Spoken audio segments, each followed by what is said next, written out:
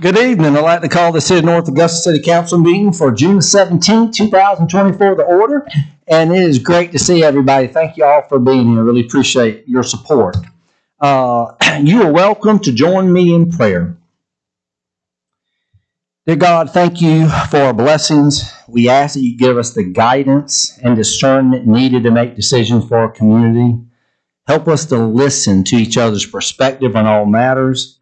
Help us to respect the concerns from citizens as we strive to honor you in our role as elected officials.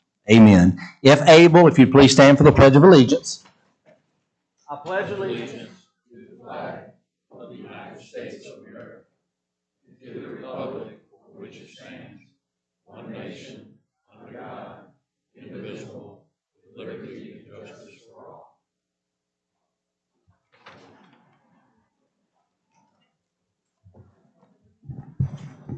Okay, item 3, roll call, starting from my left. Eric Presnell. David McGee. Pat Carpenter. Britton Williams. Jennifer McCauley. David Buck. Kevin Toole. Okay, item 4, approval of minutes. Are there any corrections, deletions, or additions to the regular city council meeting minutes of June the 3rd, 2024, or the study session minutes of June the 10th, 2024? Okay, hearing none, they stand approved as distributed. Thank you. Okay, we are going to do a proclamation, and I'm going to ask Mr. Jensen Jennings, who is an advocacy specialist for Walton Options. They are a Center for Independent Living. They have an office here in North Augusta. And is Jensen here? There you are. Meet me right up there, young man.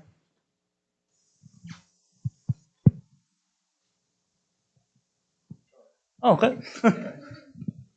How you doing? Good to see you. Good to see you. Okay, this proclamation is the Caravan for Disability, Freedom, and Justice 2024. Whereas the Caravan for Disability, Freedom, and Justice 2024 is traversing the continental United States to bring awareness of the need for a more accessible and inclusive society for all.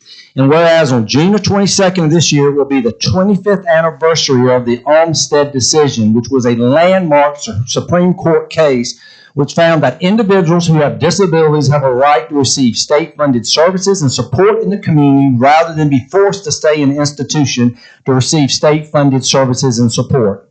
And whereas yearly on July the 26th, Americans who have disabilities celebrate their independence, as it is the anniversary of the signing of the Americans with Disabilities Act, ADA 1990.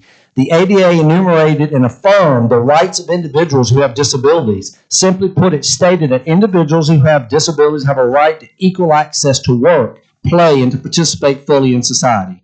Whereas 1 in 3 adults in South Carolina have a disability, this includes disabilities which cause mobility issues, cognitive issues, emotional and mental issues, blindness and deafness. And whereas it is the responsibility of all North Augusta citizens to acknowledge and recognize that it is not disability that's a problem, but old attitudes and unjust barriers, that's so true, that often keep individuals with disabilities from reaching their individual potential. And whereas every North Augusta citizen can be a part of the solution that allows for a more accessible and inclusive society for all by becoming an ally, being an advocate, hiring individuals who have disabilities, and most importantly, by insisting that people who have disabilities have a real seat at the table where decisions and policies are made. And whereas the City of North Augusta commends state and local agencies, nonprofit organizations, businesses, and individuals who make efforts to spread awareness for access and inclusion. Now, therefore, I, Britton S. Williams, Mayor of the great city of North Augusta, do hereby proclaim and acknowledge the Caravan for Disability, Freedom, and Justice 2024, and encourage all citizens, government agencies, private businesses, nonprofit organizations, other groups to join in efforts to make North Augusta one of the most accessible and inclusive cities in America. So, Jensen, I'll tell you, this is fantastic. Congratulations. Let's give them a round of applause. We have a great relationship with Tri Development Center, and they just do amazing work here. And I know y'all are more on the independent living side, but Pat Carpenter will tell you we have a group called the Wrecking Crew that's really recreational for all youth and adults. And with the Miracle League field that's just been built, we got a kayak launch for folks. So there's a real, I think North Augusta is becoming a community that people is embracing that.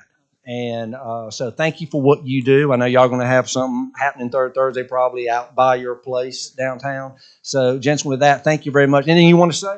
I just want to thank council and Mr. Mayor. Thank you for your time. And, together we can do a lot of good. We need to work together. We are in very delicate times, and we have to remember that there's a lot more that unites us than divides us. So the more access and more inclusion, the better these United States are. Thank you. Justin, thank you, brother. Appreciate it.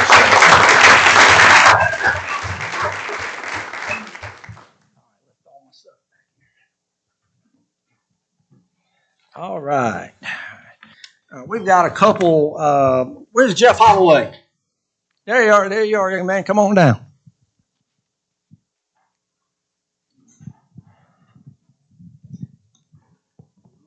Jeffrey, how are you?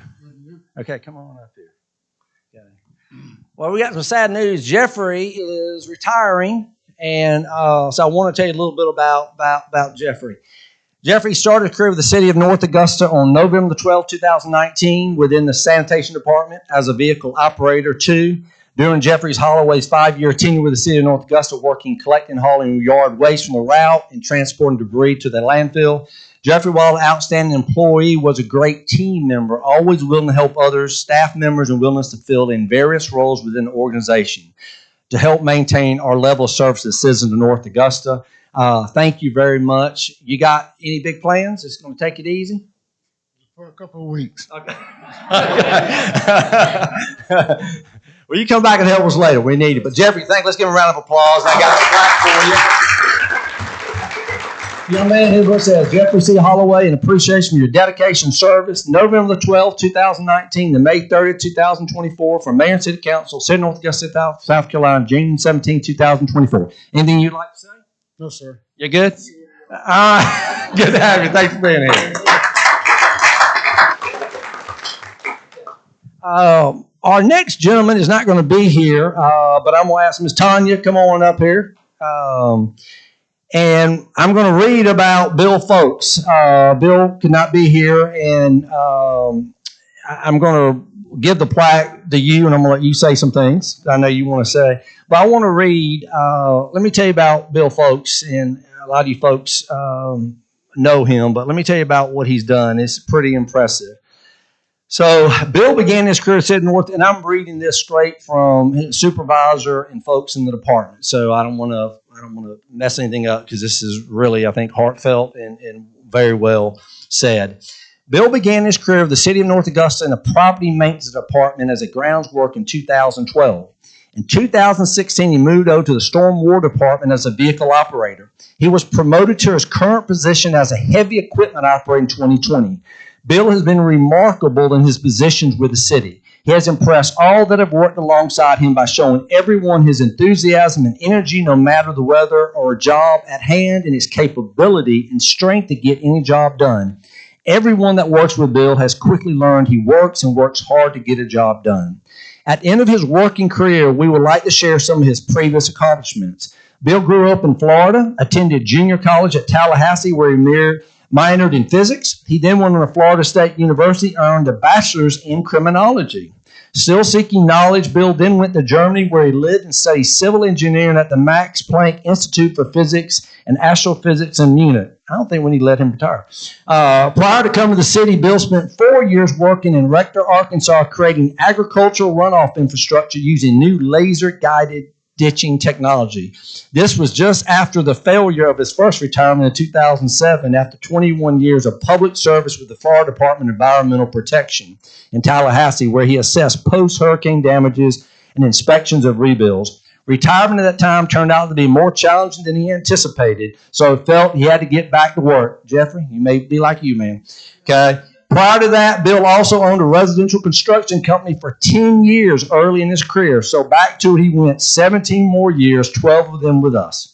We want to thank Bill from the bottom of our hearts for his commitment to service the community, for 12 years for the citizens of North Augusta, but his overall 38 years of outstanding public services during his career. Bill enjoys playing guitar, roller and ice hockey, scuba diving, and also loves duck hunting, camping, and fishing. We hope he now will enjoy some of these hobbies with his beautiful companion and best friend, Jasmine, a wolf dog that never leaves his side. Thank you, Bill. After 48 hard work years working, this time enjoy your time. You've earned it. So anyway, I know you want to say some words. Bill couldn't be here for medical reasons, so he asked me to tell council and the mayor and everyone that he's worked with that he treasured working for the city of North Augusta. He hates leaving. He would have worked 3 more years for sure, but he's got to go on now, so he's going to enjoy his retirement. He just wants to thank everybody from the bottom of his heart, is what he told me to tell you. Let's give him a round of applause. It says William R. Folks II, in appreciation for your dedication service, May 23rd, 2012 to June 5th, 2024, from Mayor and City Council, City of North Augusta, South Carolina, June 17th, 2024. Thank you, Tom. Appreciate it. Thank y'all.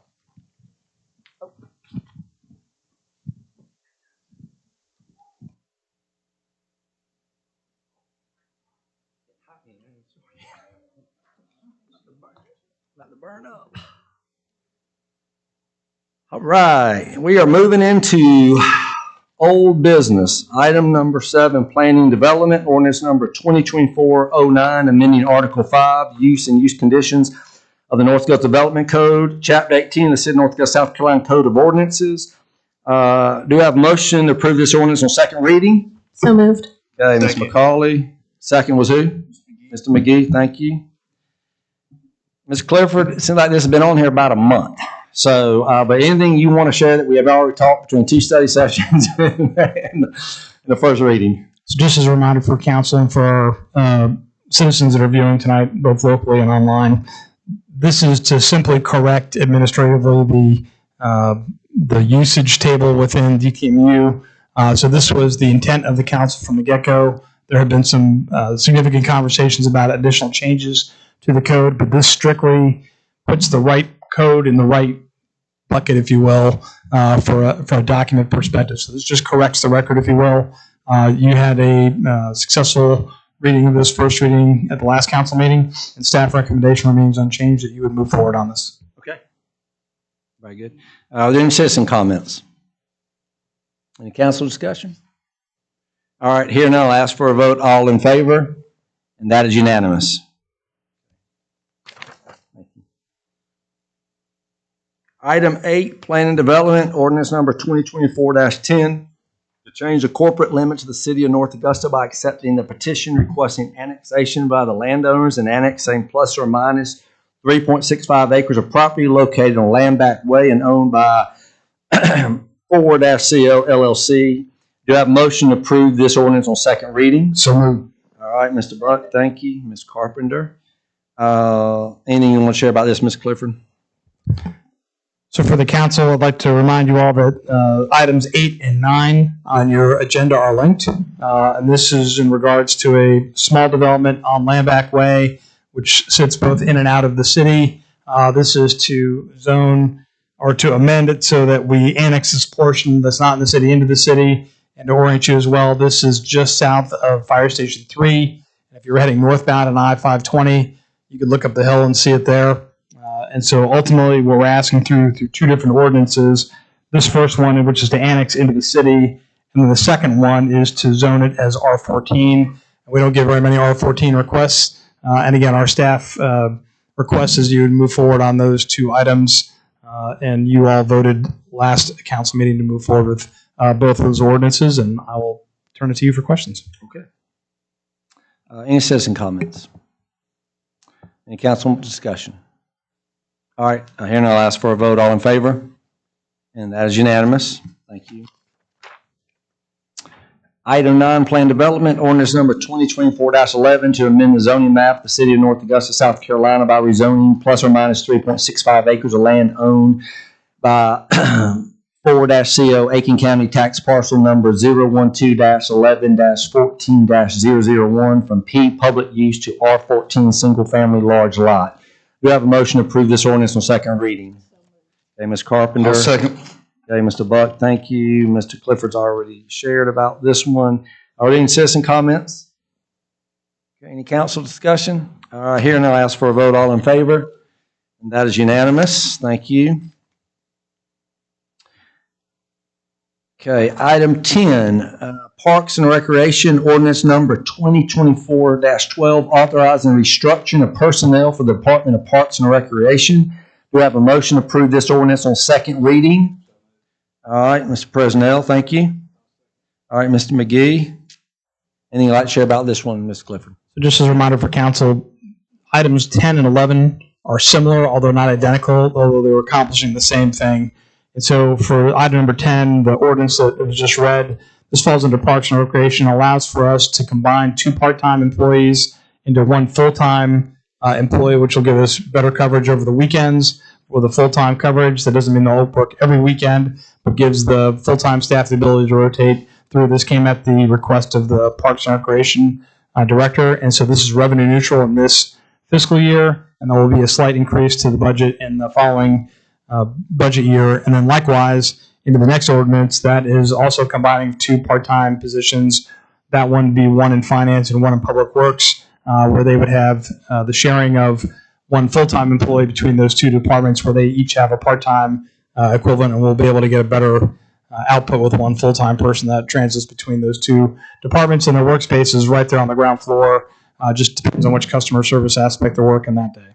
So I'll pause for any questions from council. And what's nice about both these are positive and supportive for the actual employees as well as the supervisors as far as administration in our council. So it's a win-win all the way across the board.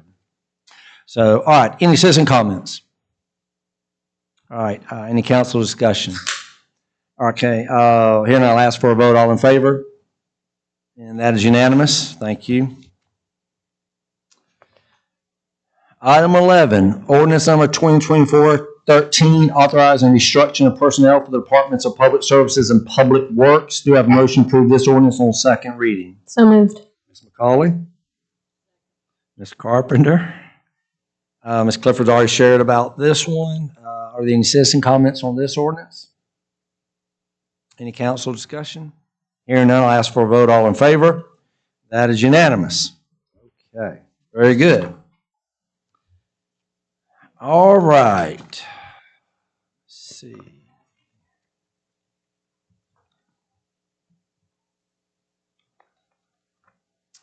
All right, we are here on new business, item 12, planning development, ordinance number 2024-14 to amend the zoning map of the city of North Augusta, South Carolina by rezoning plus or minus 128.79 acres of land owned by James M. Ford, ETL, Aiken County Tax Parcel Number 021-17-01-001 from R10 Medium Lot Single Family Residential to R7 Small Lot Single Family Residential. Do I have a motion to approve this ordinance on first reading? All right, Mr. Presnell. Is there a second? All right, Ms. Carpenter. Anything you'd like to share about this, Ms. Clifford or Mr. Paradise? So at the macro level, Mr. Mayor and Council, just to refresh your memory, this is regarding a tract of land that basically forms a U, if you will, an upside-down U along Escaga Lake Road on the eastern boundary of the city limits of North Augusta. And so part of that property is zoned R7, and part of that property is currently zoned R10. And so the request from the developer was to change the development code or the zoning such that R7 was consistent throughout to allow them to do what they were looking to do. You had a robust discussion about this at the study session, and you were given several options, one of which was to push back to the Planning Commission. Another was to allow this to move forward for consideration as an up or down vote. So the City Council guidance at the study session was to allow the process to move forward and come before you today. And so either Tommy Paradise or myself can answer any technical questions you have about the specific development, but I know we had a pretty robust discussion about this in study session, so I'll turn it back to you. Okay. Are there any questions from council for Tommy? Okay. Now, what did you just ask? I'm I sorry. was asking if there were any questions from us. Do we have Oh, for specifically Mr. Tommy? Jim. Okay, all right, no. Tommy or Jim? Okay. Okay.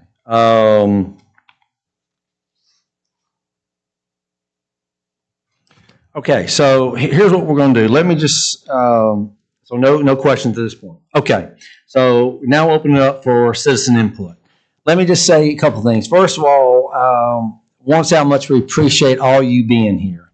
We have received emails, letters from a number of y'all and probably others who aren't even here concerning this topic, as well as some of you I know have been here for the past study sessions, and even when we didn't have a study session.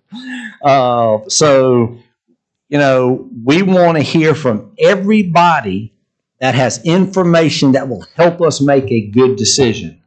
However, what I ask of you is this. If you hear somebody say what you want to say, it won't do you any good to come up and just repeat what they say. You can, but that's not going to help. So what I would ask is, if you have got, what we need to hear is information. We don't need 20 people to tell me the same thing. We'll get it. What we need is for you to give us information that's going to help us make the best decisions. Ms. Kayla here will be using her cell phone for a 5-minute timer is what we do within our ordinance for council. I will be very frank with you. I have always worked very, very well with citizens back when I was in the planning commission. So if you are giving good information and you need to, I'll let you run over a little bit, I will do that. No one's ever taken advantage of that. So as long as y'all work with me, I promise I'll work with you on that, because we want to give y'all an opportunity to give us the information that we need to know. So again, thank you for being here. I will say one last thing. I will tell you, I like to think this council is pretty focused, and we're very diligent in making and doing our homework when we make decisions. But there are always certain things that, when it comes to us, make the decisions a lot harder than other things. And this is one of those. So I can assure you there's been a lot of reading and thinking and trying to understand this situation. So no one here is taking anything very lightly, I can assure you. So with that, 2 folks have already given us a card, and you don't have to fill this out, but I'm gonna, I'm not sure who did this first, but this gentleman has been so patient. I think he's been here from the very beginning. I'm gonna ask Mr. Wayne Jones. Wayne, if you'd like to come up, I've got all your information here, so I'm gonna really leave it up to you to share it for the next 5 minutes if you deem necessary, sir. And you're tall, so speak in the microphone. Yes, sir. Thank you. Mr. Mayor, council members, I do appreciate the time that you've given us tonight.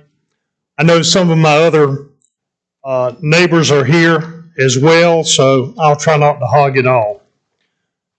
I understand each of you received an email with an attached letter. I have a copy here if you need one to be inserted in the minutes. Other than that, I think I laid out everything pretty plain, pretty simple. We're not asking for much. We're asking you to reconsider this and look at it from the standpoint that we do, as we've lived out there for 30-some years. I'm not against growth. I'm not against seeing this city grow and prosper. But what I am against is I'm against the infringement of the property that we have right now, and the use of the roads that we have right now, and the way that it's been laid out that it would be used. I was a part of the conference call that was initially had. And in that conference call, they talked about 2.5 houses or 2.5 units per acre. And that's not what it came down to. I was told that worst case scenario, we might have to widen the Muskogee Lake Road. That's not what it came down to, because it's going to ultimately mean we're really going to have to widen that road. They said, we don't want to use your streets that you've got in there now. We'll only use them in case of an emergency. That's not what it's coming down to now. We have a hard enough time having our streets maintained by the county that we have right now. We were blessed when we got the stoplight years ago, because my wife used to come to work and have to come this way. And it was a nightmare getting in and out of the subdivision. And when they put the stoplight in there that December, she said, that's the best Christmas present I ever got. You know, I read with some eager anticipation the staff evaluation and analysis. And that's part of what you've got. Page 5. Under section 3, you talk about the proposed rezoning is compatible with the surrounding area. And the last sentence down there says the proposed rezoning is compatible with nearby development. But I don't find townhomes anywhere close by us. Look at item 9 that you've got in the same document. They talked about environmental impacts, and the new use will generate or could generate excess stormwater runoff, water, air, noise pollution, excessive nighttime lighting, or other nuisances. I can remember when I moved in out there, I couldn't hear the interstate from my back porch. I can hear it now. And if they put these houses in zoned R7 and put them in as townhomes, which they can do, and I understand that there was talk about something being attached to the deed, a covenant being attached to the deed so that that wouldn't happen. We all know that things change. When I moved into our subdivision, we were phase 1 of many phases, and it never came to fruition. Number 4, you talked about recent changes in the character in the area due to installation of public facilities and other zone changes and new growth and trends, deterioration and development. And again, you said it would be similar to what we've got in our surrounding areas. Then you go over to item 9, and item 9 states, plain and simple, the change in zoning from R10 to R7 will diversify the available land for market-driven uses. There are not many large undeveloped parcels within the city limits and surrounding areas with R7 zoning classification, with the exception of the adjacent parcel, which is already R7 zoning. That should be enough. I understand why our homes are the way they are. We're on septic. We're on county water. I understand all these things.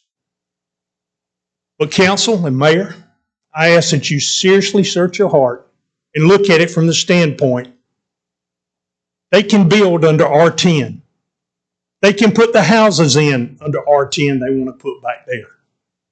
Why do they need to change to R7? Nobody's been able to answer that question in all the study sessions and all the meetings I've sat through down here. I ask that you reject this and leave it R10. Mayor, council, thank you for your time. Thank you, Wayne. All right. I'm going to ask Mr. James Mayer. Where's Mr. Mayer? Is he up there? There he is. Come on down, sir. You may need to pull that closer to you. Okay. Good evening, Mr. Mayor and City Council. I'm not too used to speaking in public, so please forgive me if I'm not a pro here. I did send you all an email with an attachment, and I hope you got a chance to read that. I'm not going to reiterate everything that I mentioned in that email tonight. I think that'd be a waste of your time, but I would like to highlight a few points. I'm sure that it took a great deal of time, effort, and taxpayer dollars to create the North Augusta Development Code. The document lists the specific rules that determine how the city should be built out for its citizens, and you are the enforcers of those rules. We believe that the original zoning for this property in question was an error due to the fact that the NADC clearly states that property annexed into the city must be classified as R14 and be similar to surrounding zoning in the area. Surrounding zoning in this area is 1 house per acre for at least a mile around, okay? The Planning Commission and the City Council have the authority to rezone property that has been zoned in error, according to the NADC. The NADC then states that you must answer the following questions when considering a zoning assignment. Is the proposed zoning compatible with the surrounding area? This was not, clearly. Will there be any adverse impacts to the capacity or safety of the portion of the street network influenced by the proposed rezoning? Yes, most definitely. You will hear more about this on the subject from others tonight, so I'm not going to go over that. Will there be any adverse impacts on existing or planning public utility services in the area? Yes. North Augusta does not provide sewer or water in our area. Water is provided by Breezy Hill, as this area is within the Breezy Hill Water and Sewer District. It's not part of North Augusta. Will the proposed zoning generate environmental impacts such as excessive stormwater runoff, water, air, noise pollution, etc.? Yes to all the above, especially noise because the adjacent I-20 and I-520, removing the buffer of forest, which is about 1,800 feet between us and the I-20, will increase the traffic noise tremendously. The zoning districts and existing land use of the surrounding properties. All surrounding and adjoining properties are less dense than the city's minimum of R14. If the rezoning is compatible with the adjacent neighborhood, especially residential neighborhood stability and character, no. Even the current zoning at R10 is not compatible with the neighborhood existing character. As a note of caution, this developer, ERD, is not to be trusted. In their presentation to the Planning Commission in March, they were asked what would they do if the zoning request was denied. And they stated that then they would not be possible to build. Then during the presentation last week to the City Council, BRD threatened to build 650 units on the parcel in question if the request for zoning variance wasn't granted. They're trying to bully you. According to the website, this is what they're best at: ramming zoning changes through Planning Commission and City Councils, regardless of what's best for our community. Once the request is granted, they can move on to their next project, leaving the residents to suffer with all the consequences that their overcrowding brings. But it is your decision, not theirs, to decide what is best for our community and its residents. Apparently, there are plenty of areas in Aiken County, North Augusta as well, where no one cares about housing density, but residents in our neighborhood do. This proposed zoning change for greater density housing will have a grave negative impact on our neighborhood and is not needed or wanted. I look at North Augusta as a business. After all, you are incorporated. With you as chairman and board of directors, we here are your customers, all of us. And the developer is a vendor, provides services for the city. Any business that does not listen to its customers will surely fail in the long term. We in this neighborhood implore you to deny this change for higher density and to rezone these properties to something like R14 or less dense, as is more appropriate for our area. Allowing this property to be rezoned to R7 would only compound the error made in the first place and allow the developer to build whatever makes them the most profit. I sincerely hope that you listen to those here tonight whose lives are impacted and not just be a rubber stamp for the developers. And I have a little present to leave with you. I've been working very hard on this. This is a petition from all the neighbors know. This is an addition to what you have from before. The original one had 68 signatures. This has 116. Okay, I'm going to let you leave with Kayla there. Thank you for your time. Thank you, Mr. Mayor. Appreciate it. Okay, those are only two set cards I have. So at this time, if you would like to come forward, I would ask you to raise your hand. And then, Phyllis, you're first. And what I'm going to ask you to do, if you don't mind, is come forward, state your name and address for the record, and everything is the same.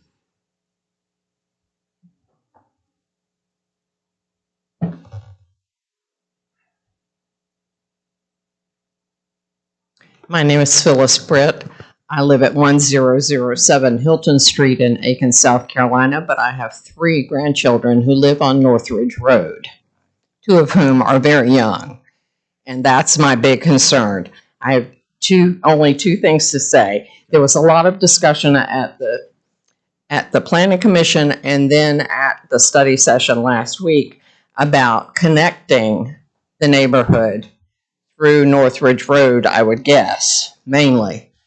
The problem that I see there is if it is built as suggested in R7, you're talking 400 or more homes, which will mostly be probably younger couples who can't afford a bigger lot yet, and therefore are both working, which means 800 cars a day, who are going to, if they get to go through Northridge Road, going to default to that every time because there's a light there and there's no light at either of the other proposed intersections. So if you've got 800 cars going down a road that was built for a community that has 65 homes in it, maybe, that's going to be a lot of traffic on that one tiny little road. And that's my biggest concern. I don't want my grandchildren being subjected to that every day. Thank you. Thank you, Phyllis. Appreciate it. Gentleman with the tie, looking sharp. Come on down. You get to go next.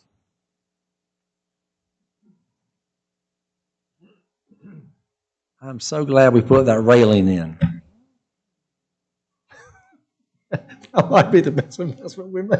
I'm glad you did too, because I just injured my knee. I'm telling you, you'd be surprised. That's dangerous. How are you, sir? I'm good. Council, my name's Brian Redd. Brian, speak in the microphone because you're tall. I just want to make sure everybody can hear you. My name's Brian Redd. Yep. And my wife and I live at 2116 Franklin Drive, there in Sudlow Crossing. We've lived there for 32 years. And just to give you a little more background on myself, I'm retired law enforcement from the state of Georgia, and I still work in Superior Court over in Augusta. I'll tell you, I went to the University of Georgia. I'd always considered myself a Georgian, but I moved over here, and what's important to me is that we've been here for 32 years. This is our home. We raised our 3 boys here.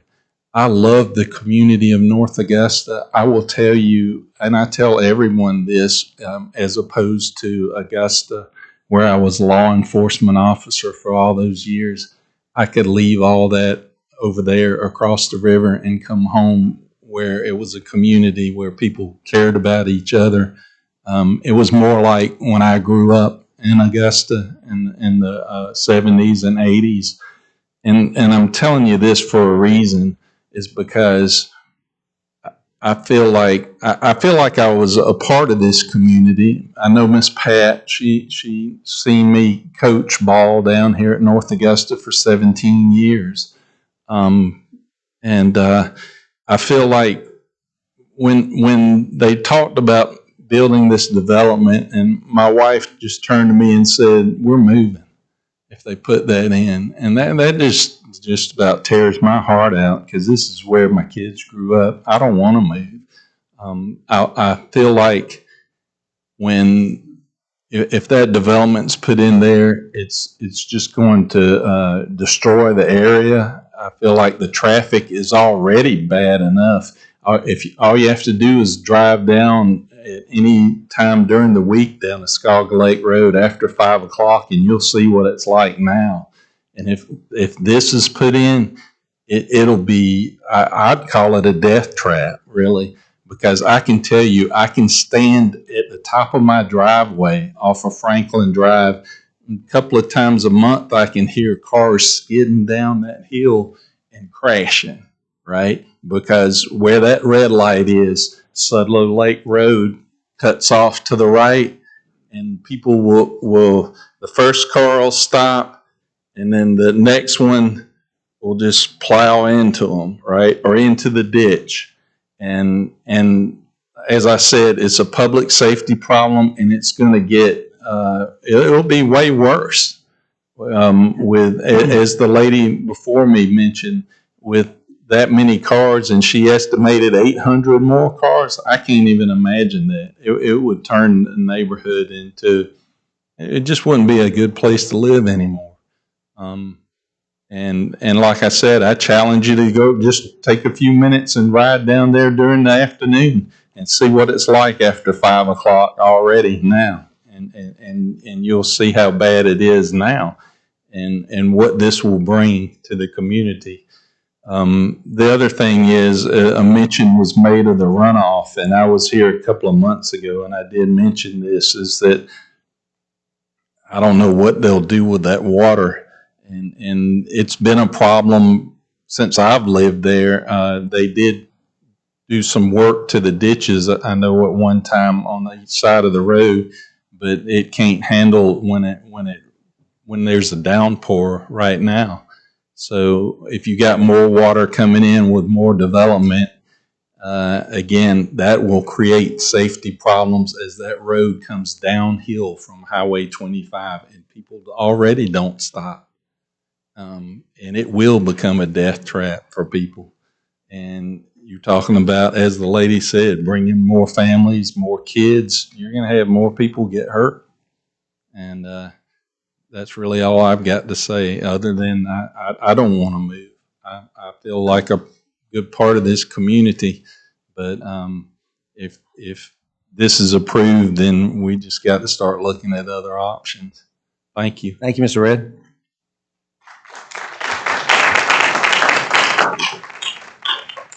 Who's next? Come on down, sir. Hey. How are y'all tonight? Good. My name's Byron Kreitzer. I live at 110 Country Place Drive. That's the neighborhood across the street. It's a cul-de-sac neighborhood. Brian, tell me, what was your last name? Kreitzer, C-R-Y-T-Z-E-R, Byron Kreitzer. Yeah, okay. We've been at that address at 110 for 34 years. Raised my family there. And Coach Red used to coach my son's football team. So we're part of the community, right? And so I think the average lot size in Country Place, 20-something lots, is over an acre. So that's kind of why we went there and why we are endeared to that area. Now, in that 34 years that I've lived there, I've noticed a big increase in noise pollution. We live up on the hill. Skagga Lake Road and Sudlow Lake Road intersect right below us. And the noise pollution, especially on weekends and all, it's just getting worse and worse and worse. And then the noise pollution we're hearing over on the parkway there, the motorcycles flying down that road are just screaming. And it's, I think it's a result of housing developments happening, trees being taken down. And like he was just talking, like Mr. Red was just talking about the runoff, that has been a serious problem down the right side of the Skagga Lake Road. The water just comes out of the ditch, goes all over the road, and it's a safety hazard. I've run into it several times myself. I've experienced it, and I noticed they're building a brand new house right across from that intersection where the red light is right now, and he's going to have real issues if there's any more runoff down there. They're just doing the framework for it, well, the clearing for it right now. But one thing I wanted to touch your heart on is one of my neighbors was trying to leave our subdivision a few years ago. A gentleman's an engineer out at SRS, been living there a long time. His son played on the football team with my son. He was going to work one day, and they fly down that hill. So to the left, you have limited visibility. Now, this is an engineer. He knows how to drive a car. He knows how to drive a vehicle. He was rammed into. He is no longer working at SRS. He's not able to work at SRS anymore. His livelihood was greatly affected. And when I come down a Skagga Lake Road to make that right-hand turn into Country Place Drive, I literally have to look in my rearview mirror and see if I'm actually going to make that turn or not, because the cars are flying down that road. And we're talking about, okay, with R10, let's be reasonable about it. I mean, our whole subdivision is over an acre lots. So R10 acceptable. R7, we're gonna get a lot of blowback by it, and there's going to be a lot of more problems created by this proposal. And that's all I have to say. Thank you, Mr. Kritz. Appreciate it, sir. Who's next? Come on down, sir, right here.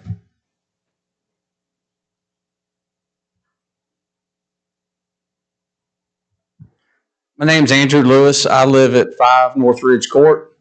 I know it's a little bit of a reiteration about the tie-ins and everything, but as Ms. Phyllis spoke, we have twin 10-year-old boys. We moved into the neighborhood 6 years ago. We decided, I grew up out between Jackson and Beach Island, and when me and my wife got married, we lived over in Augusta by Lake Homestead.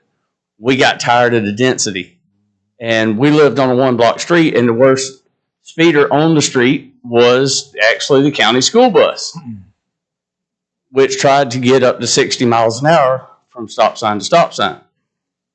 At that point, our little boys had just learned to ride bicycles, and I told my wife it's time to move. We moved to this neighborhood. We were blessed to be able to buy this home because of the size of the lot. It was in a cul-de-sac, and it was like, okay, it's going to be slow. We don't have to worry about it. I knew the surrounding property would at some point be developed. I mean, from everything I was told is that Dr. Ford used to own the property that our neighborhood was built on, and it got developed years ago. And our children are actually friends with the Brits' children, and so they are back and forth up and down the street. We watch them go back and forth, and they play, and we don't need that amount of cars coming between North Ridge Road and Howard Mill. It's obviously just way too much. And if that is tied in, the city of North Augusta is not going to pay for our streets to be repaved and maintained because that's county property. And my other problem is, okay, I understand that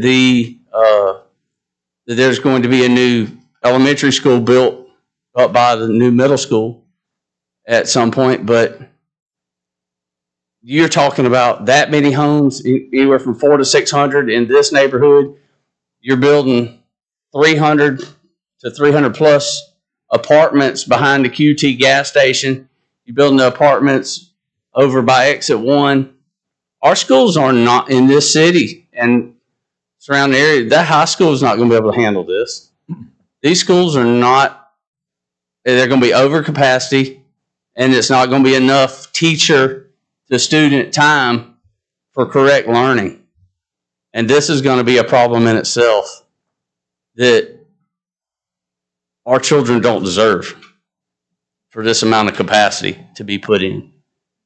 And that's all I had. Thank you, Andrew. Thank you. Appreciate it, sir, for sharing. Who had the hand back there, I think? Come on down, sir.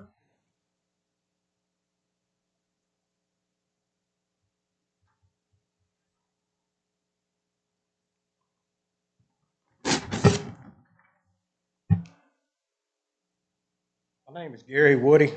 I live at 331 Blanchard Road.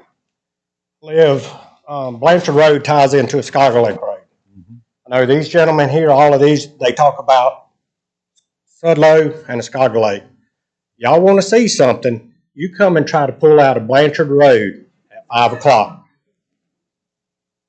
I'm telling you, it's an event. It's almost to the point for me where it's safer for me to go all the way back down Blanchard, hit Old Sudlow, go up and hit 520, and then get on 25. That's how bad it is. If y'all want to turn around and do this, like all of the woods where the middle school is now, all of that backs up to me. So I'm interested in this R10 and this R7. My lot's an acre lot. My next door neighbor and everybody on my side of the road going all the way down to Sudlow, Old Sudlow, is 2 acre lots, just like everybody in here talks about. I don't want small houses behind me shoved on top of me. Nobody wants it. We should not have to do that. But y'all are the ones that make the final decision. But if y'all want to do something, y'all come and try to pull out of Blanchard Road. Let me know and I'll sit down there and watch. Okay. Thank you, Mr. Woody.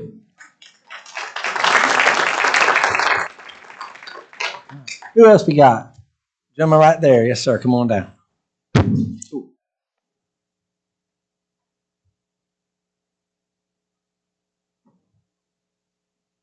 Good evening. Thank you for allowing me to speak this evening, council members, mayor. My name is Dan McCurry. I live at 3 Northridge Court next to Andrew, and this is really the last home at the dead end on Northridge Road. So I'm the one that butts right up against the Ford track there. I just had 3 kind of short points I wanted to make.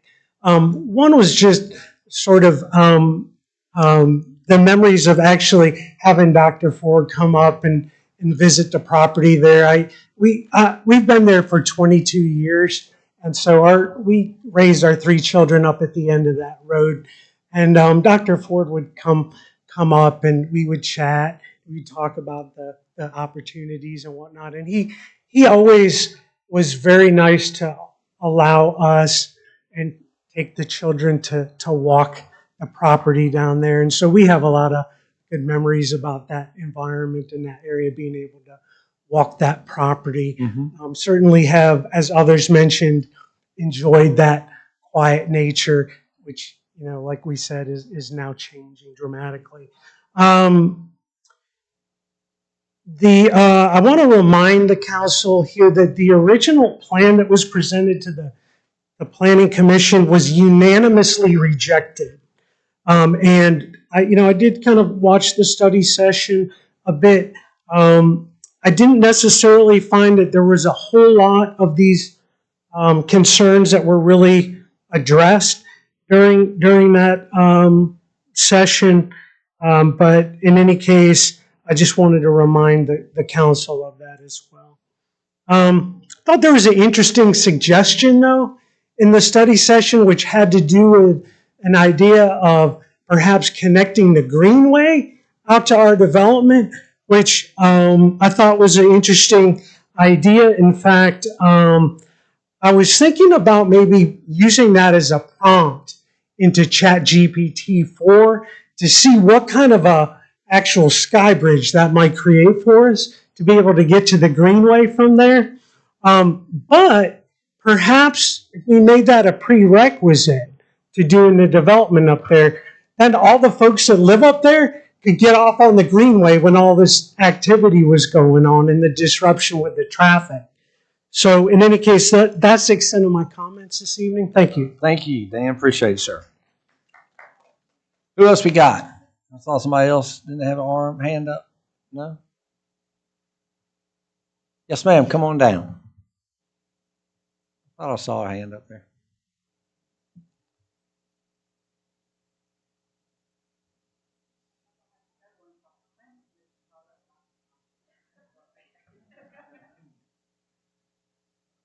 They have a bigger budget than we do.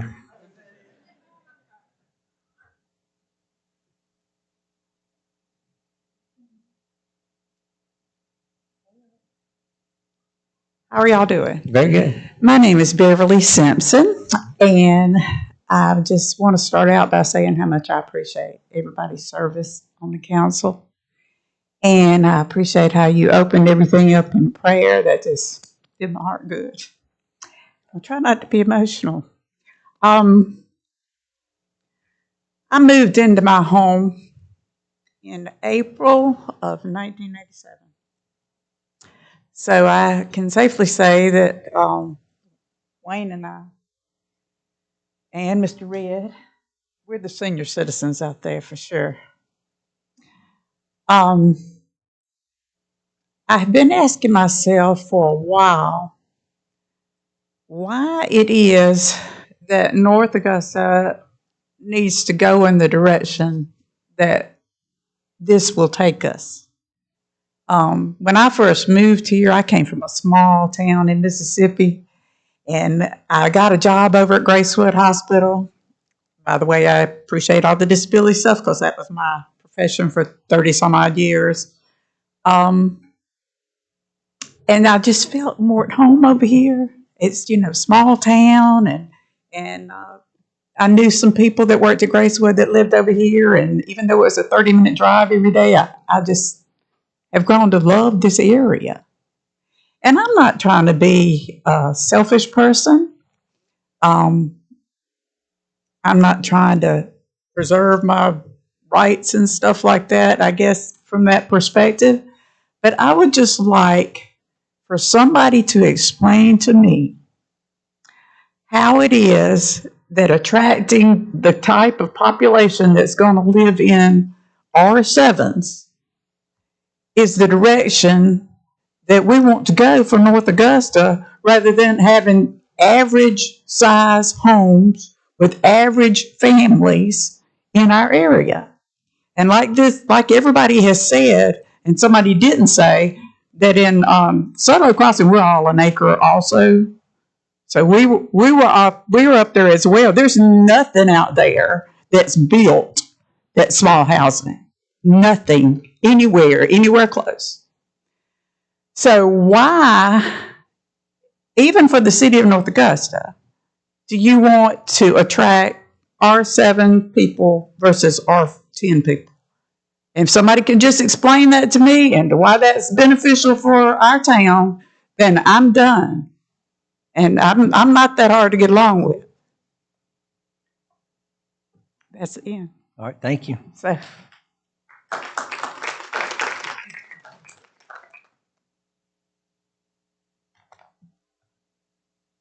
Who else we got? Come on, y'all.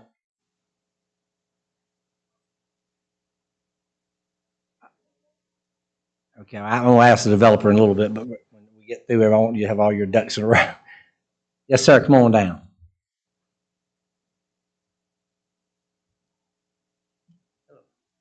I'm Frank Byers. I live at 2124 Howard Mill Road. And I've only got two statements. Everybody's made everything they said. Okay. But have you all considered that your water system, your plant to purify water, is probably undersized, and your sewage disposal plant is probably undersized?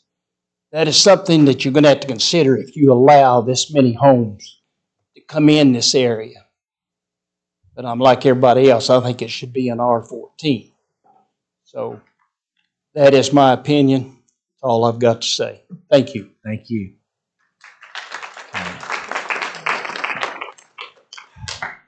Any other citizens who want to speak? Come on down, Mr. Duncan.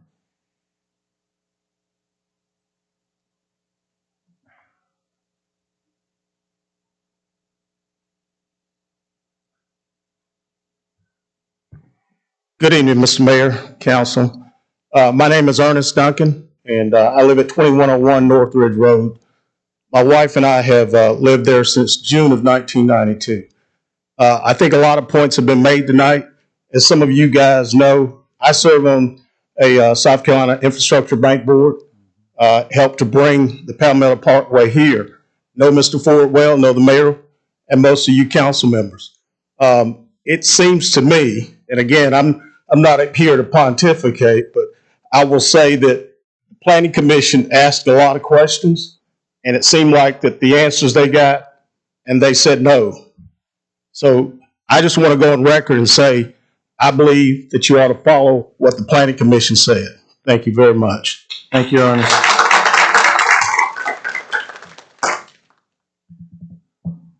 Who else we got?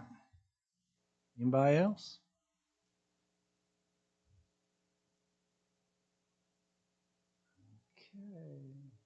All right, this is going to be your last chance to speak before we turn it over.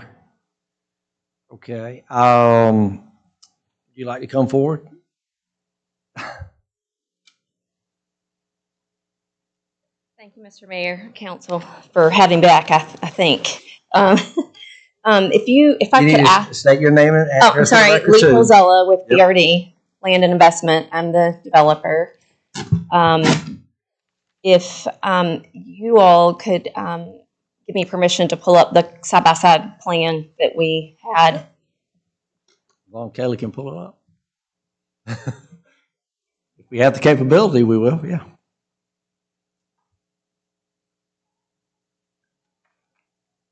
Can she do it?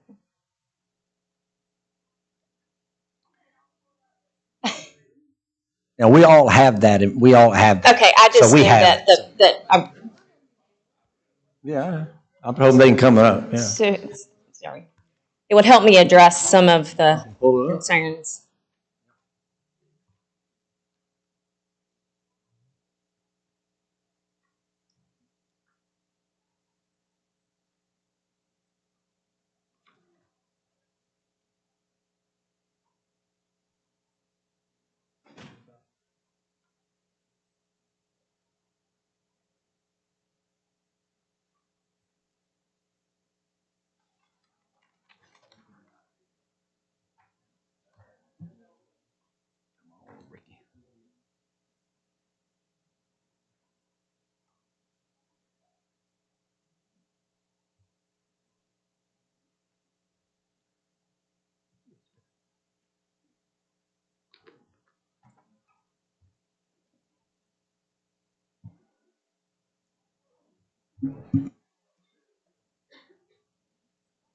Thank you, Ricky.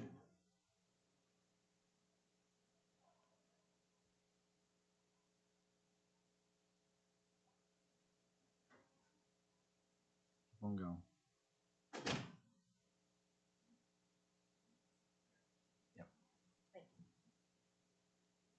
I just wanted to pull this up because it's a little bit easier to talk about this and address some of the conversation that's been had.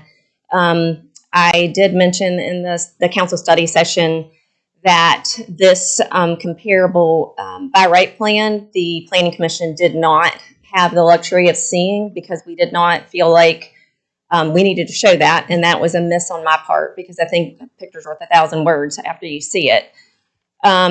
When you're talking about the R7 that exists, the right-hand side of this plan is what is allowed by right for any developer to come in right now and not get it rezoned and do plans and get permits to build.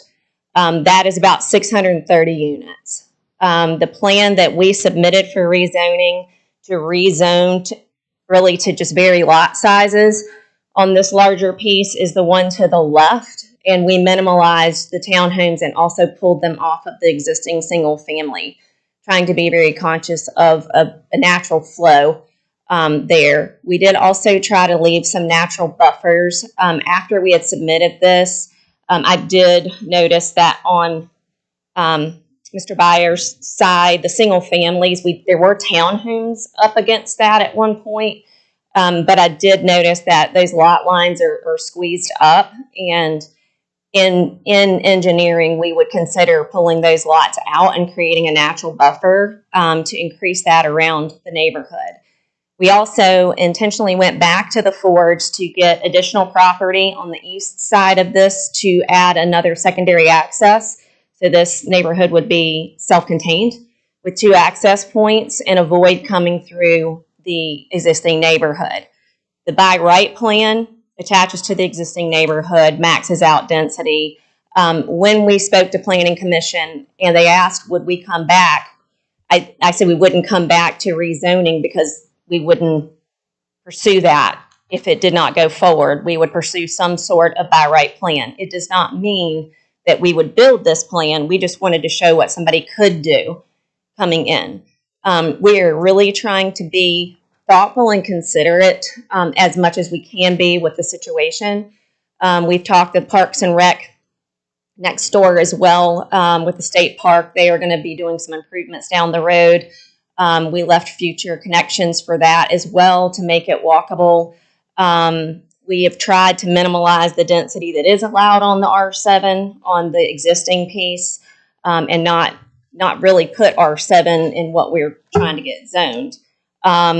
There was no mechanism in the ordinance to do a conditional zoning the way it's written unless we did a PD. A PD means that I could draw a 2-acre parcel on the corner up front here on Oscaga Lake, call it PD, but that's not the right thing to do either, to put commercial there. So we were trying to do the right thing with a product mix, and the product mix is intended to be attainable and provide for a diverse population of people. And that many townhomes is overkill. I think everybody would agree. But with these varying lot sizes you can afford, families can afford, single parents can afford, civil servants can afford. I mean, it's varying diverse population mixes, and that's what we're trying to create here, and also some connectivity that makes more sense than the plan on the right. We do have to, when we do this, I've heard a lot of conversation about the storm runoff, and I think I wasn't here when this happened, when the interchange, but there is a runoff issue. And we've already done all of our due diligence as far as wetlands and stormwater. And we get an engineering, specific calcs will be done. But we'll have to deal with the existing conditions plus whatever we create. So we're going to be in a position to improve the situation based on what we're going to have to do, because they're going to assess what is existing and then what is the impact. The same thing goes with traffic. And I have Joe Robertson here as well. He has the draft TIA done, and if we want to pause for a second to hear from him in regards to some of that, we can do that now. Yeah, good evening, Mr. Mayor and Council. I appreciate y'all having us here tonight. My name is Joe Robertson with Kimley Horn and Associates, and I prepared the draft traffic impact analysis. Roll to the traffic slide. I can't remember where it is. There we go. So we went ahead and prepared this draft traffic impact analysis to come up with an identification of what could be needed to mitigate the traffic associated with this development. We coordinated the study area with City North Augusta staff as well as SCDOT. We also reached out to Aiken County to gather some information from them as well.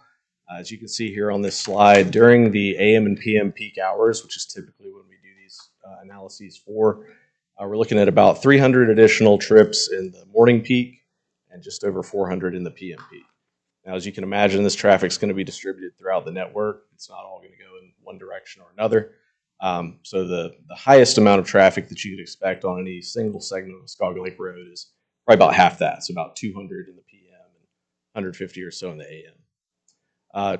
To mitigate the traffic coming and going from the two accesses that are proposed, we did identify for the west access adding both a left turn lane and a right turn lane for folks coming into that neighborhood, or into the neighborhood on the west side, and then an eastbound left turn lane on the east access.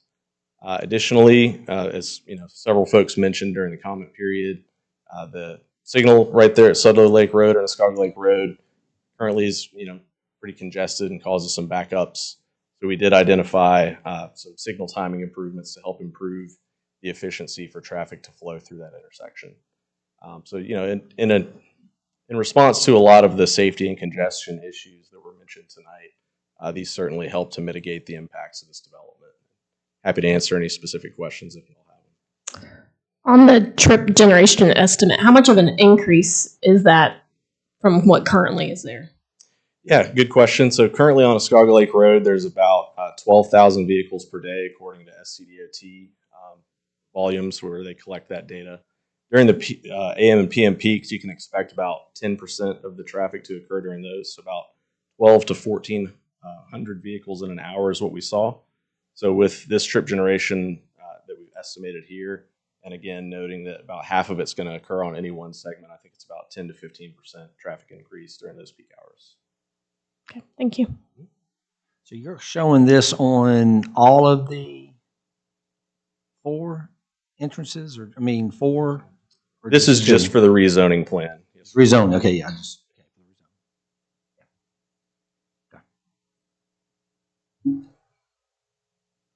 Does that include anything, consideration for additional traffic lights, or is that something the DOT will do? That's something that the DOT would likely look at. Again, we coordinated the study area determination with DOT and the city at this point. Above and beyond what we've looked at here, I do know that Aiken County is planning to do a full depth Muskogee Lake Road corridor study sometime in the next couple of years. So they're going to take what we've looked at here and kind of extend it along the entirety of the roadway. Okay. Any other questions for Joe? Okay, thank you, Joe. Thank you all. Appreciate it. We go back to that. along with this, I know that this is a challenge. The other thing that we discussed in the study session was some sort of governor on the bus of the R7, since there was nothing really in place with the ordinance to allow us to do that or put a condition on it. We brought to the table at the study session a possible restricted covenant that would go with the deed and be recorded. We do have a draft of that from last week that we are discussing with the Fords, and I would like to speak with their counsel and consider what we are discussing, putting that restrictive covenant on the property with the zoning at that time. We had also discussed that it would not be placed on until BRD closed on the property, but that restricted deed would basically be a covenant against the deed that would say that we have a limit, whoever builds here would have a limit of the number of single family homes that they could build. So it would go with the property. And that was the only avenue we could come up with on our side of the table to put some sort of preventative measures in there that somebody could not come in and blanket put R7 behind there down the road. And I think the intent, Planning Commission not seeing this, neighborhood meeting definitely didn't see this because we had not even gotten to this point of this by right plan. But seeing it, it is a dramatic difference of what exists right now. So we may not feel like it, but we are trying to do the right thing with what we have and make it work for what it is. And I think that was it. Okay. Any other questions for Lee? Okay. All right. Just so you kind of know, we're not opening this up. Y'all folks already had your hand up. We've given that 5 minutes, so we could go dialogue this thing forever. I think we've got what we need. So at this point, we're finished with citizen input. So at this point, it is if council has council discussion. So I don't know if anybody's got any questions they need to ask Tommy, or specific questions you want to ask Tommy or the developer, or you just want to talk? No, I just had one question. Okay. I wanted to make sure I clarify this.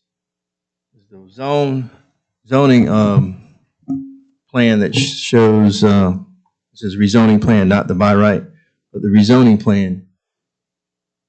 If you were to look at the area that is currently R10, are those lots and so forth that you have designed, is that all are those designed off of R7? Or are those designed off of R10 in that section? Yes, ma'am. And then there's different colors, so I was just trying to understand what the different, the plans I have, you can't read it. The R7s, or what you're shown on the by right plan, is under R7, but it doesn't max out R7. Mm-hmm. Because R7 would theoretically allow for townhomes like you see on the west side of that. Mm-hmm. So really at the end of the day, we're trying to get varying lot sizes for single family instead of just all 70-foot wide lots that are allowed under the R10. So we are trying to do a mix of 50s and 60s in that are on the single family portion. So forgive me because we can't see the ledger. I can't see the ledger, but so the green ones are pretty much an R10, but the orange ones are R7? If you're looking at the plan on the left. Is that similar or no? Or what would those break down? I don't see green one. You talking about yellow? Yeah. Yellow. I guess the they all colors look different. are designating the lot sizes. Okay.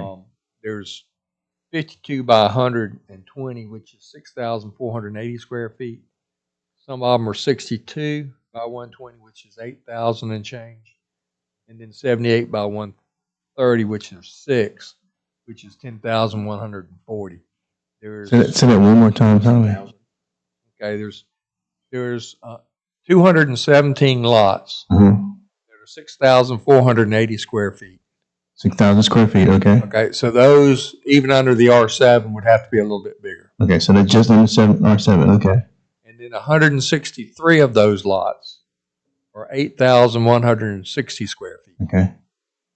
And then you have 6 lots that are 10,140 square feet. Okay. And then you have 104 single-family attached in the R7 section. Okay, so some of those lighter colored ones are the larger ones, right?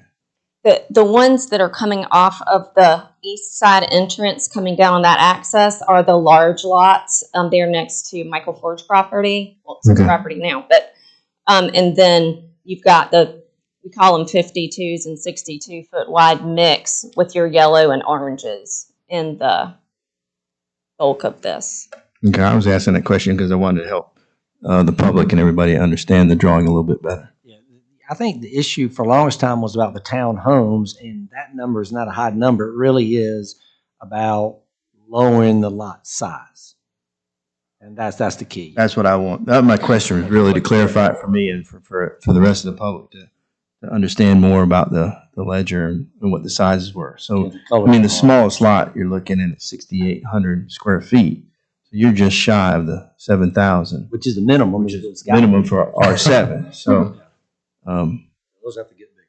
yeah. So I just wanted to clarify the understanding of the lot sizes. And we did try to balance the weight with the existing R7. If you look at the sea of townhomes that's allowed there, we did try to balance out that and kind of reduce the density on that R7 with the flow of the project. The other question I would have is, I know you're not building the homes, but do y'all have a projection or idea of what the square footage might be on some of these breakdowns? We do. I mean, they will be varying lot sizes. When you do the varying lot sizes, there'll be different product types as well. They'll be ranging from probably 1,800 square feet to 30-something hundred square feet. I mean, we won't know for a good while on that what we're going to get. We have the 24-foot wide townhomes that we're showing there, and then the varying house plans that'll go on the single-family lots. Quick question. Go ahead. Yeah, you got a question. Mine was just a comment. Go for the question. So can you explain a little bit more about the deed restriction that you tried to get in before tonight?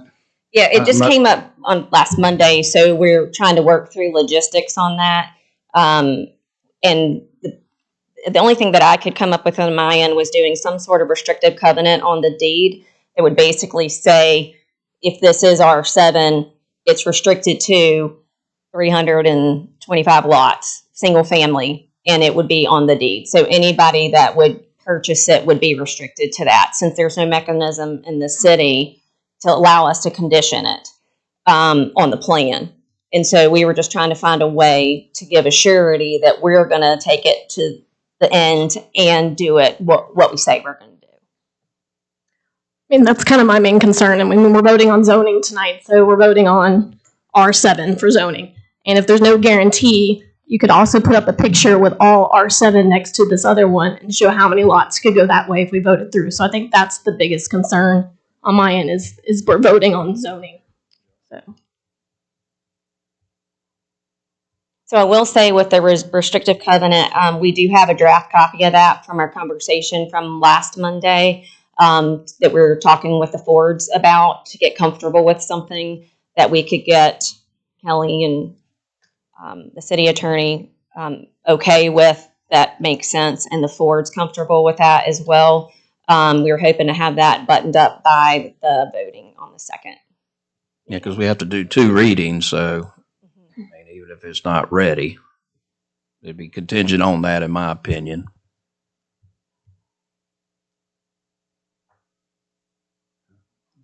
Any other questions for Lee? Okay. Any other council discussion? Huh?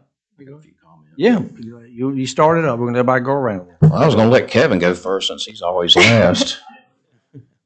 No, it's good. You know, this is a challenge we deal with a good bit now in this day and time. The one thing I will say is if we vote to do nothing, walk away, be careful what you wish for. There's a lot of worse things that could go there.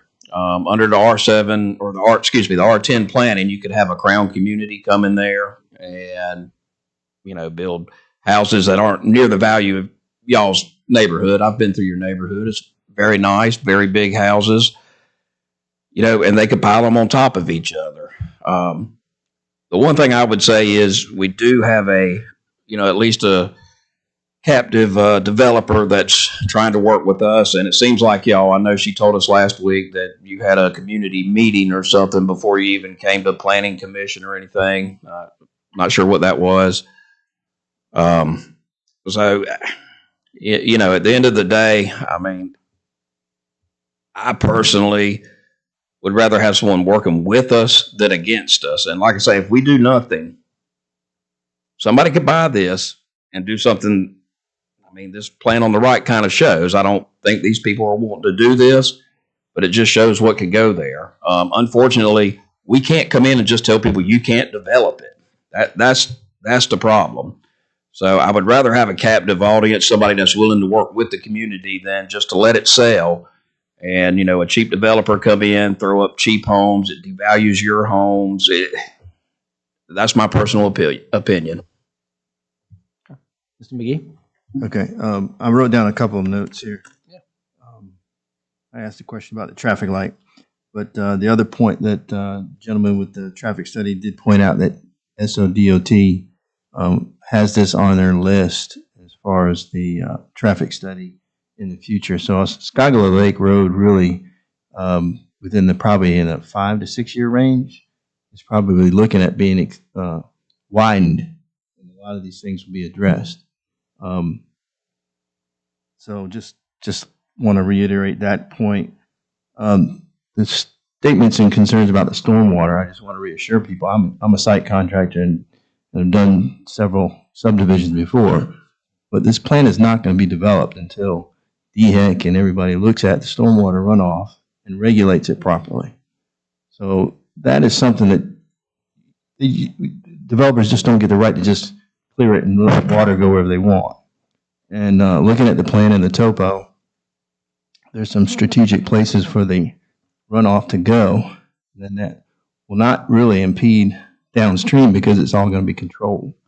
So that to me really is not at a major concern because ponds are developed and designed to control the flow so they don't increase the rate downstream. I understand the concern about the county maintenance. One of the things that will end up happening is a study will be done on the traffic, and that will also add to the priority list of those roads being resurfaced and taken care of differently. And I can't quote specifically, I think I'm going to cover a lot of stuff, but the school district has planned for all this development. And if you can remember, I guess it was just 3 years ago, 4 years ago, that we had a vote to get bonds to improve these schools in the county.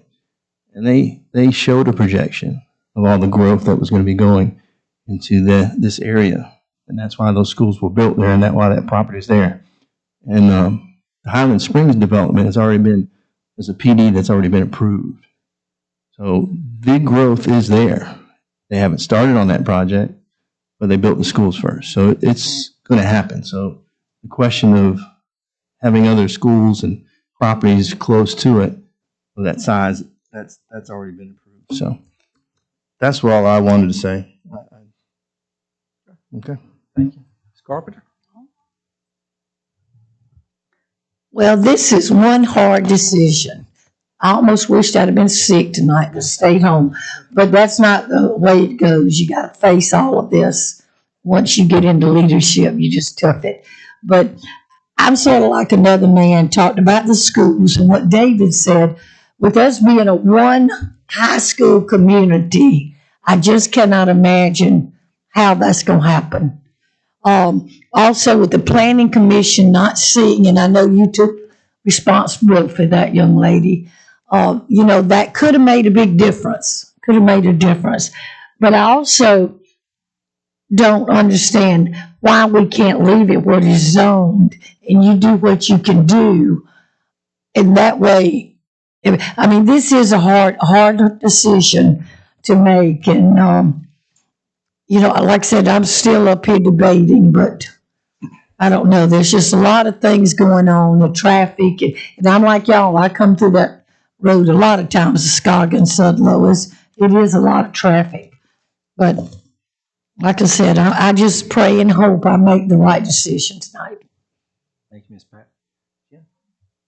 I'm probably going to reiterate on Pat Carpenter's comments, but first I just want to thank you all for coming out here. I mean, you guys took the time to talk to us, and we really appreciate you guys doing that. You guys are a tight-knit community, too. I think this is the most people we've ever had come out and speak to us on a circumstance for us.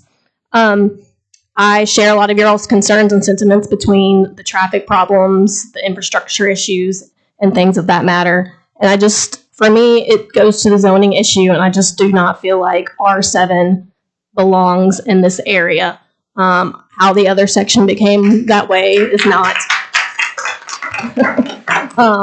I just don't think it matches the area. I don't think that the infrastructure is there and the density in that area is meant for this type of zoning for that area.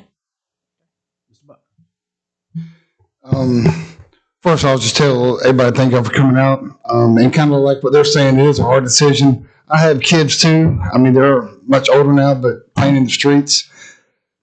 I do like how on this rezoning, it's not cutting through the neighborhood, like some of y'all were talking about. So we kind of reiterate what David was saying about schools. I mean, my wife's a kindergarten teacher. And she had 25 kindergartners in her class this year. And that's a lot. So I totally understand that. I will say, and I'm pretty sure that Highland Springs, I think, because they're talking about building the elementary school like right next to it, to the middle school, and I think it's actually going to be hooked to it. Yes, because what I was going to say is, Pat, me and you were there, and they talked about that the cafeteria is already in place for the elementary school. So things, it's not like they were saying, hey, build it, and you know the schools are going to just like, oh, we got to have all this growth. I mean, they're planning ahead for this. So, but I'm kind of like what Eric said, and lesser of two evils. I mean, anybody could buy it and pack it in there.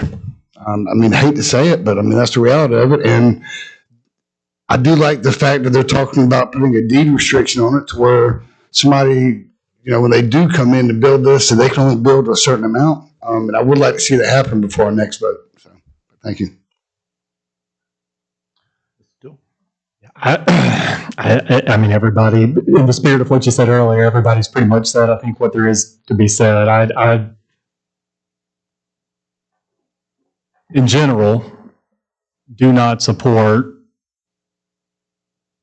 rezoning parcels, especially more outlying parcels, to a higher density type parcel. The struggle with this one is that although it is R7, at least what we have in front of us is lesser density than what would be allowed by right. So a lot of the concerns are density-based concerns, which would be mitigated or be lessened with the development that's on the left. I think my concern and my hesitation and my biggest struggle with it is what I brought up last week, and it's how do we ensure that that's what we get? And that's to Ms. Pat's point of view. If I were 100% confident that we had that, which we won't be probably until the next vote, it would make this decision a little bit easier. But there's some uncertainty and some trust that's in there, and I'm struggling on that part of it. So I think at this point, and I know it's going to make a lot of you probably unhappy, I'll probably vote for it tonight, waiting on whether or not that, what comes of that deed restriction, and that determines what happens on the second reading.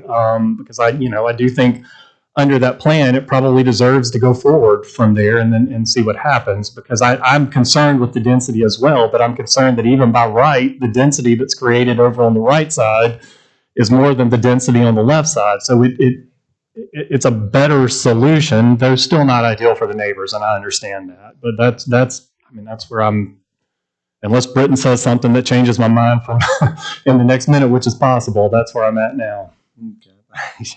First of all, let me just say, I want to thank, on behalf of council, all of y'all.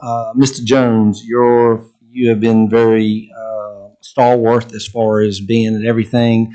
And you're talking about road access infringement, and I think a big issue is stormwater issue.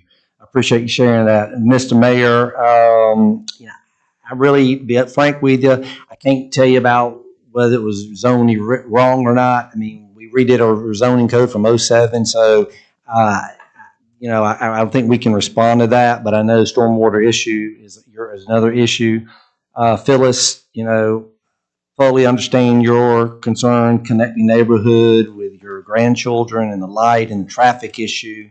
Appreciate that. Mr. Red, again, traffic issue. Again, Mr. Brian Kaiser, I used to do a lot of door knocking up in Country Place Drive and all there. Those are huge lots, so I'm very familiar with that.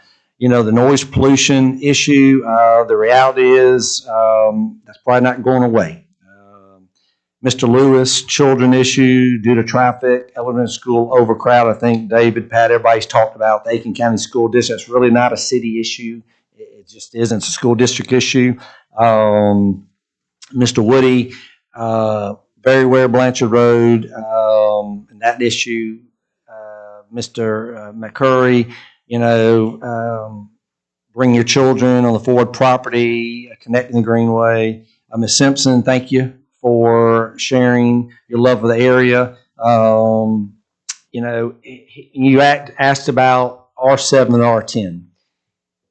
The reality is this: the land around y'all is going to be developed, regardless of whether we vote this thing down or not. It's happening. The state of South Carolina is the fastest growing state in the country. We have over 9,000. The city of North Augusta is growing. Aiken County is growing. We are going to be bigger. And a lot of that is because of our location. And the reason why R7 is important is I have a tri-level 5-bedroom house. My wife and I can't even cut my yard anymore. I have to pay somebody to do it. So there is a huge demand for downsizing. And there's something about an R7, a townhome, that is very attractive. So we are getting folks from all areas. So that's part of it. I would love to tell you but the reality is there are a lot of people that are not wanting R10. So that was one part. Mr. Byers, about the water sewer, we started planning for the next 10 years, and our directors are looking at all that, and I think we have that capability to deal with that, quite frankly. Ernest, thank you for your involvement with Infrastructure Bank and sharing the Planning Commission. I think they did a really good job. I will say kind of a couple things and then kind of tell you my thoughts is, so really all y'all boiled down to was basically traffic connection. The reality is that is going to have to go through the process of DOT. It's going to go through more traffic impact. Traffic's not going anywhere, guys. It's not going to get better. We're growing. That's just the fact of the matter. Stormwater, Tanya, our folks, and we go through, it is. The developer has to go by code. Noise issue, cutting down trees, same issue there. For me, quite frankly, as sweet as y'all have been, and I really admire you for how you handle this. For me, it's what's best for North Augusta. Okay? The people who live in North Augusta, in the city limits, because that's my concern is what's best. And at the end of the day, whether I like this, which I do like left over right, but what we're really voting on is zoning. And the bottom line is R7, this literally could be all, R7. At the end of the day, unless something changes the next week, but this could be all R7. That's a lot of density.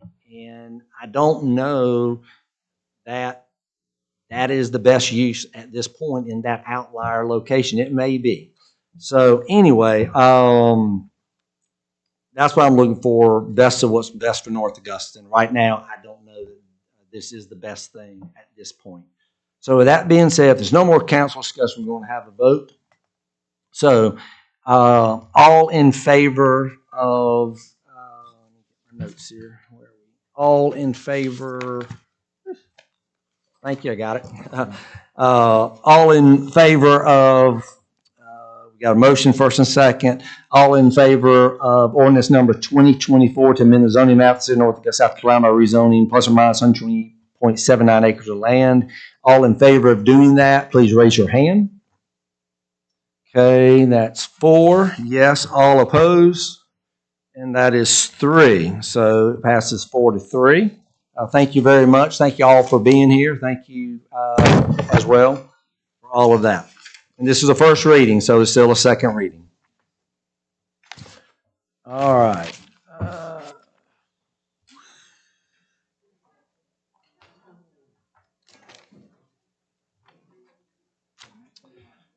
Okay, new business item 13, administration resolution number 2024-25, authorizing a permit for construction work. Do I have a motion to approve this resolution? So moved. That's Mr. McGee. Okay, is there a second? It's Mr. Buck, Councilman Buck. Okay, sorry about that. I sound just alike. Anything you'd like to share about this, Mr. Clifford? Mr. Mayor and Council, we had discussed this previously in study session. This is an exception to policy, if you will, to allow the construction that's happening inside the MedAct building to happen outside of work hours based on some of the concrete work that has to occur. The council passed a similar exception to policy when we were working on Fire Station 1 for the concrete pours there. Staff doesn't have any issues with this request and would request the council to approve it. Okay.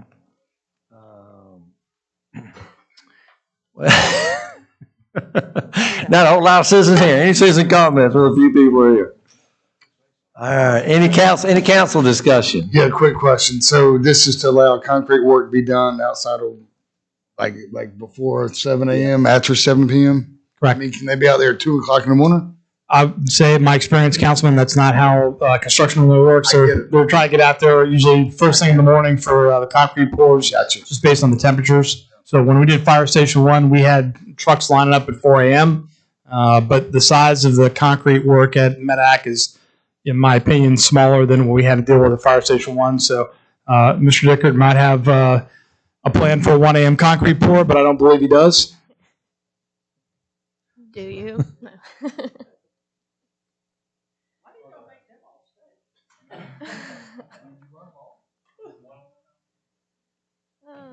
They don't live in the city. Yeah. They don't live in the Yeah. So I guess for the record, Fletcher Dicker, and I'll give my professional address since I'm here on behalf of my work, 1120 Jones Street, Augusta, Georgia. So thank you, council, for having me here, and I am glad after that I'm not behind the desk anymore. This request, I'll be honest, my firm, as well as probably every other construction company, probably breaks the city rules all the time. But I was reminded by JD, or maybe it was Tom Zeeser, that this policy's in place and that we need to start applying for these permits. So our company has submitted this actually for both projects, both Beacon Bluff and the North Augusta Oncology Project, the former MedAC building.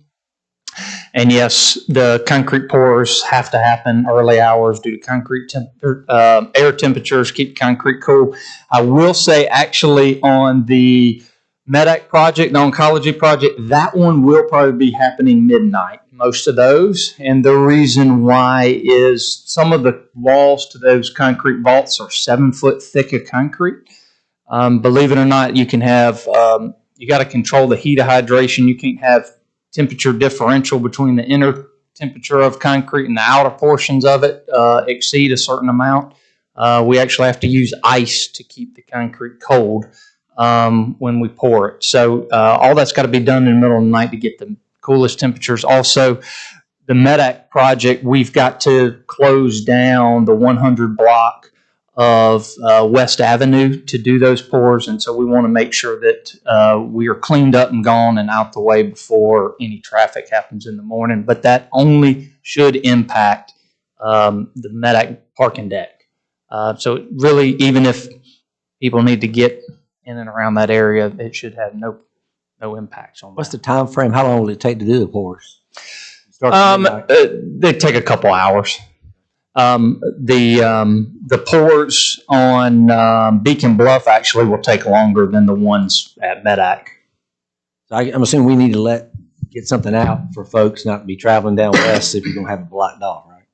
Yeah, but West Avenue, it's the 100 block is the portion that's just, that has access to the parking deck. Oh, just parking. Oh, great. Okay. Yeah, so Nobody's gonna- that's the only portion. Okay. Because that's correct. I'll make sure I answer my phone at 1 a.m. Okay. All right. Any other questions for Fletcher? Jim, what did you tell us last? This will not impact neighborhoods. As a limited impact, there are some residences that are on Bluff Avenue that may be able to hear some of this noise, but when you look at the neighborhood density relative to what we've done at the Public Safety Headquarters and Fire Station 1, it's a smaller number of homes. So I think the impact is fairly low. What about building, let's say at River Club? Because that's what I'm saying. That's not, yeah, okay. Okay. Okay, all right. That's what Now, it's just like over a day period, week period, 2-week period? I mean, what's the time? Yeah, good question. That was put in the resolution because JD asked for a time period. We're going to have pours over the next 3 or 4 months, and so we gave that span.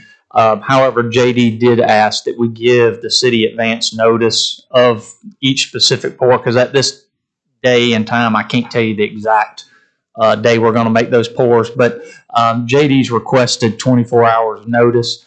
I'm just going to tell you, we have to schedule concrete and pump trucks more than 24 hours in advance, so that we can easily comply with that, if not give Councilman, more advance notice. You're not yet on council, but we had an issue with Fire Station 1 where we were told by the contractor, hey, they were going to pour in this window, and then they got overcome by weather and other events, and then we had to come back to council and do a whole nother resolution request. So it was just a lot of extra manpower to make that go. So I think this gives us flexibility to allow them to do what they need to do. Again, low impact on neighborhoods, and it's required for them to be able to move that project, which City Council has previously shown interest in completing. Good. All right. Any other council discussion? I'm going to ask for a vote. All in favor? That is unanimous. Thank you. Thank you. All right. Item 14, Engineering Public Works, Resolution Number 2024-26, authorizing the City of North Augusta to purchase and install outdoor electrical pedestals. Second.